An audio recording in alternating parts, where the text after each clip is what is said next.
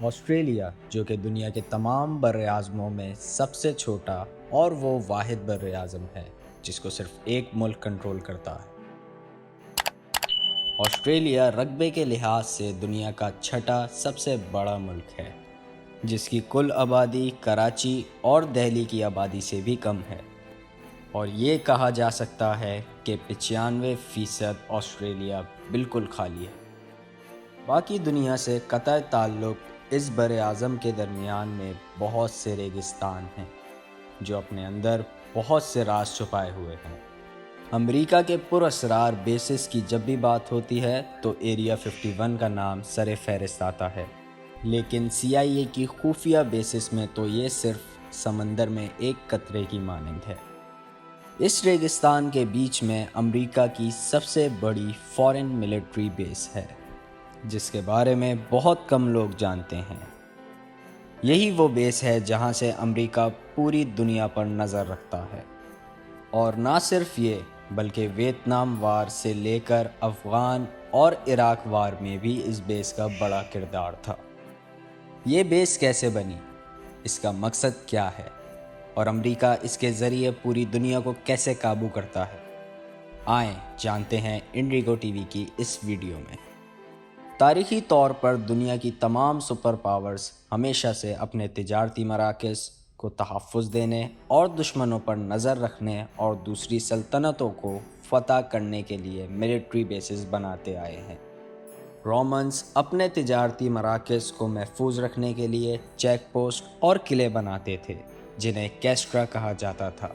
Be کلاسیفائیڈ کی research کے مطابق 19ویں صدی میں برٹش امپائر کی 42 ملکوں میں 145 ملٹری بیسز تھیں، جن کی وجہ سے اس نے پوری دنیا پہ قابو حاصل کیا اور تقریباً 400 سال تک حکمرانی کی۔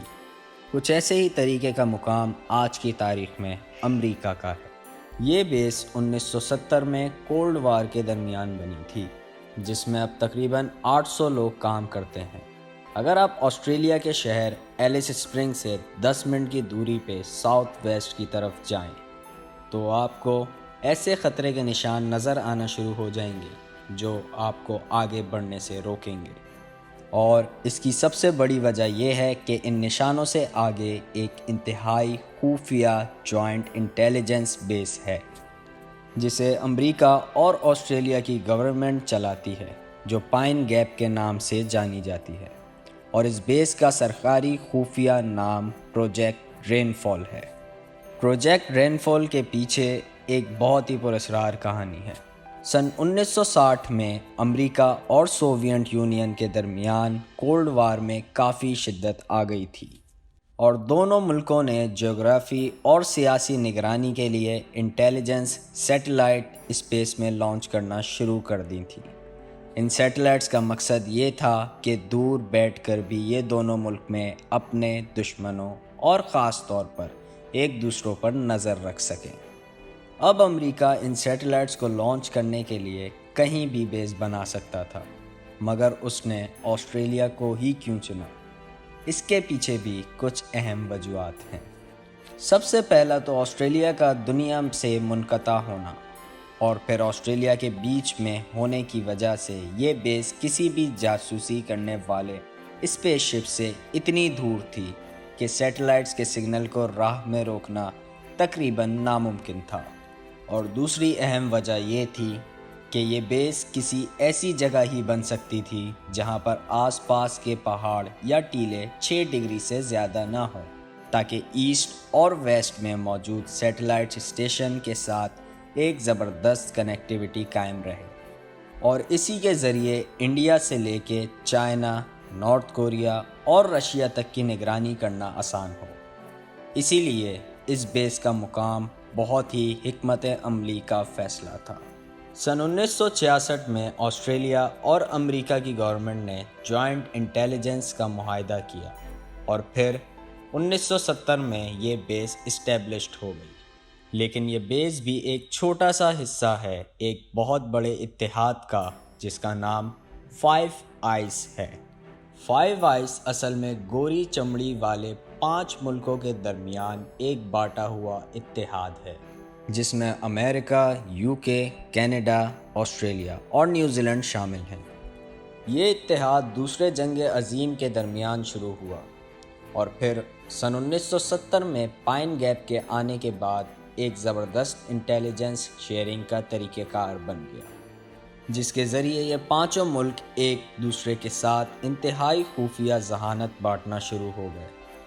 اس اتحاد کی کوریج افریقہ سے لے کر مشرق تک اور پھر افغانستان، پاکستان، انڈیا، چائنا اور رشیا سے لے کر نارتھ کوریا تک ہے۔ پورے ایشیا، رشیا اور نارتھ کوریا کی ساری انٹیلیجنس اسی پائن گیپ بیس کے ذریعے ہوتی ہے، اور اسی پہلی انٹیلیجنس نے CIA کو دنیا کی نمبر 1 اسپائی ایجنسی بنایا ہے۔ لیکن یہاں پر ایک بڑا دلچسپ نقطہ آتا ہے کہ پائن گیپ شاید اتنی بھی محفوظ نہیں، اور روسی ایجنسیاں پہلے ہی اس پر نظریں رکھی ہوئی ہیں۔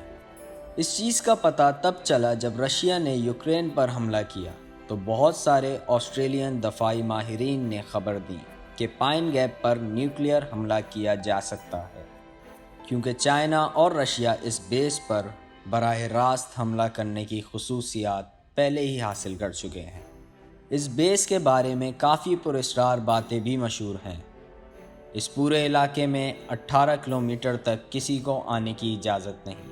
2016 میں ایلس ٹاؤن کے کچھ لوگوں نے دعویٰ کیا کہ انہوں نے پائن گیپ کے آس پاس UFOs کو اڑتے دیکھا۔ اس دعوے کو کبھی تصدیق نہیں کیا جا سکا اور یہ بات نیوز میں ہی دب کے رہ گئی۔ سپر پاورز کے ایجنڈا کے لیے اپنی زمین دینے کا انجام پاکستان ابھی تک بھگت رہا ہے۔ اس کی وجہ سے آسٹریلیا کے لیے آنے والے وقتوں میں کیا خطرات ہوں گے، یہ تو آنے والا وقت ہی بتائے گا۔